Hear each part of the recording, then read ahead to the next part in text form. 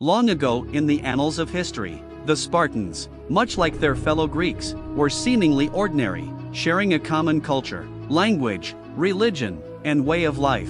They were not initially perceived as superior in any remarkable way. In fact, Herodotus went so far as to claim that the Spartans were the most poorly governed people throughout all of Greece. However, destiny took a turn when the influential lawgiver, Lycurgus, weaved his indelible influence upon Sparta.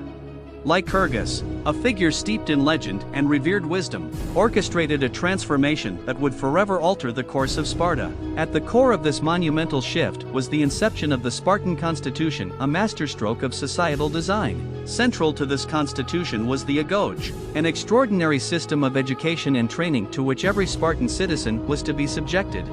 Just envision this, a realm where Spartans stood undefeated for a staggering 150 years. How did they achieve this unparalleled feat? Join us on an odyssey as we unveil the captivating methods behind Lycurgus' revolutionary training system. Before delve into a realm of enlightenment with their enthralling documentaries, such as Understanding Greek and Roman Technology, discover the secrets of ancient engineering, unravel the mysteries of innovative devices crafted by the Greeks and Romans.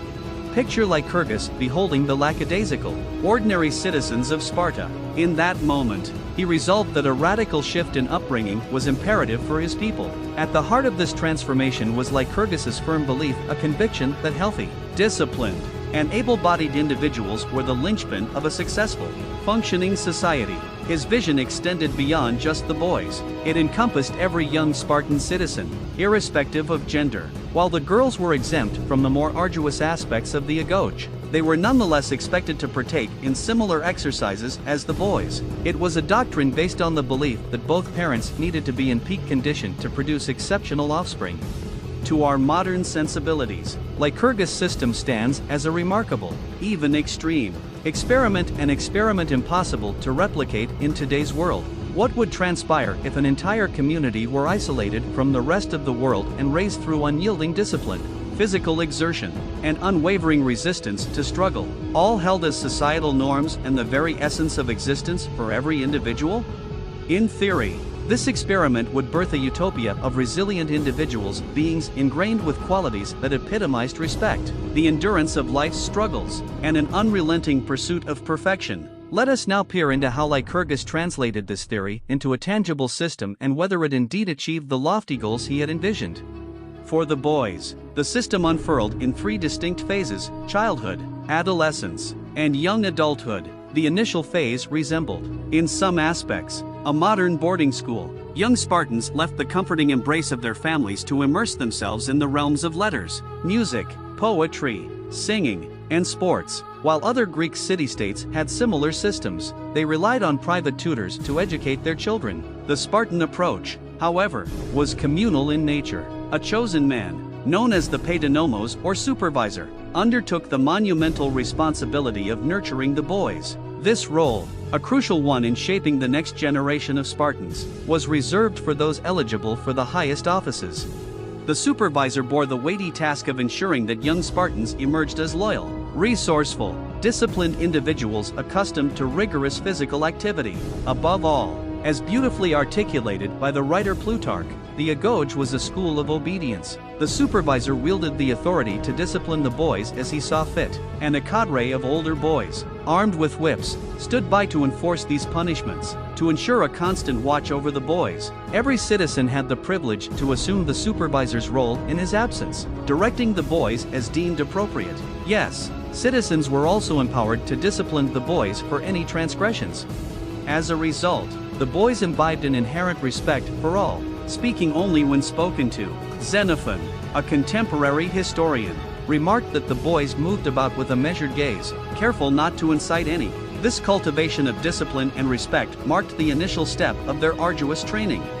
When boys in other Greek cities entered their teenage years, they were released by their educators and personal tutors into the world, left to their own devices. Contrastingly, Spartan teenagers transitioned into the second stage of the Agoge. Lycurgus recognized that during this stage, the onset of puberty often brought forth an adventurous and unruly spirit in young boys. In accordance with his system, he introduced even more rigors and toils into their lives. They were allowed just one cloak to shield them from the elements, and they had to endure barefoot walks, a measure to fortify their feet. Why such a focus on their feet, you may wonder? Lycurgus believed that with properly conditioned feet, they could outpace and outleap any shod competitor.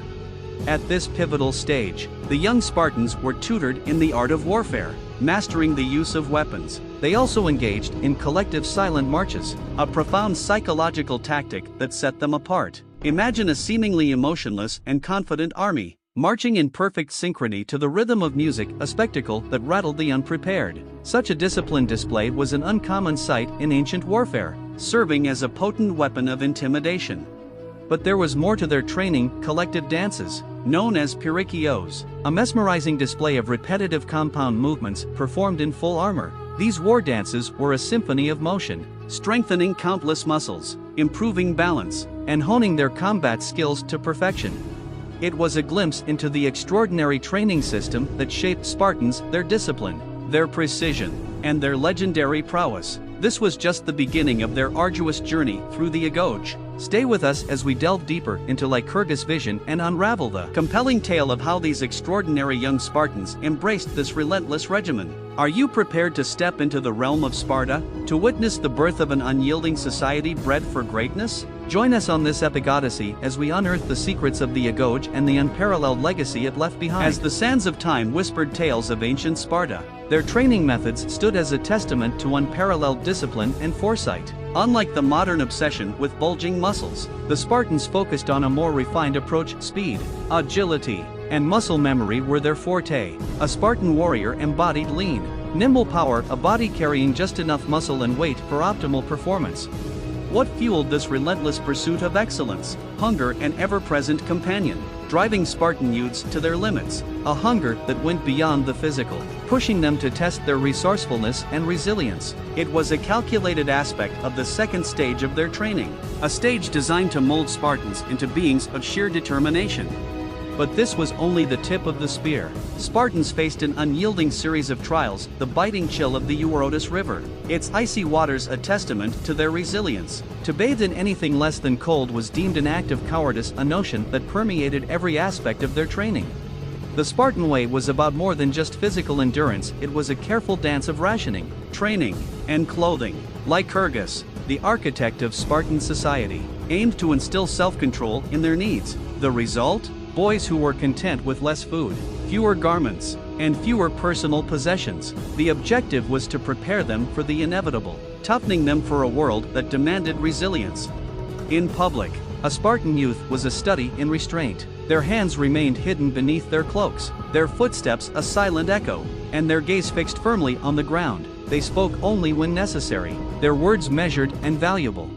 As they grew into young men, Lycurgus's attention intensified, for he saw them as the city's greatest asset. The focus shifted to nurturing competitiveness and teamwork, values that would propel them to the pinnacle of their abilities. It was akin to modern-day professional sports, a precursor to the drive that pushes athletes to reach their limits.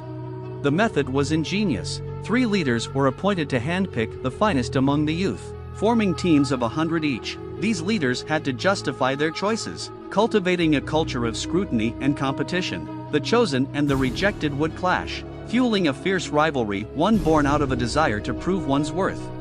This spirit of competition was no mere spectacle, it was a vital component of Spartan life. On the battlefield, standing side by side, they competed silently, pushing each other to be the last one standing. Every Spartan, regardless of gender, emerged from this rigorous system in prime shape, ready for the trials of adulthood. For a Spartan, marriage was a privilege earned through peak physical fitness. Yet even here, Lycurgus maintained the spirit of competition, encouraging couples to maintain a healthy distance, nurturing their competitive drive. However, the most rigid social norm was reserved for cowards. Their fate was a life of perpetual disgrace, a constant reminder of their lack of valor. Shunned by society, they paid a fee for their cowardice, enduring a life on the fringes. It was a ruthless approach, but one that ensured a society valuing courage above all. Yet, amidst these relentless trials, one question remains: did Lycurgus's vision create the perfect citizen soldiers, or did his methods border on excess and brutality? Share your thoughts with us, and if you believe the Spartans were a breed apart, journey into the grueling training of Roman legionaries, who conquered even the mighty Spartans. Let us know which ancient training program birthed the mightiest warriors. Remember to subscribe and consider joining our Patreon community, an essential pillar in crafting these riveting videos. Stay tuned for the next epic saga.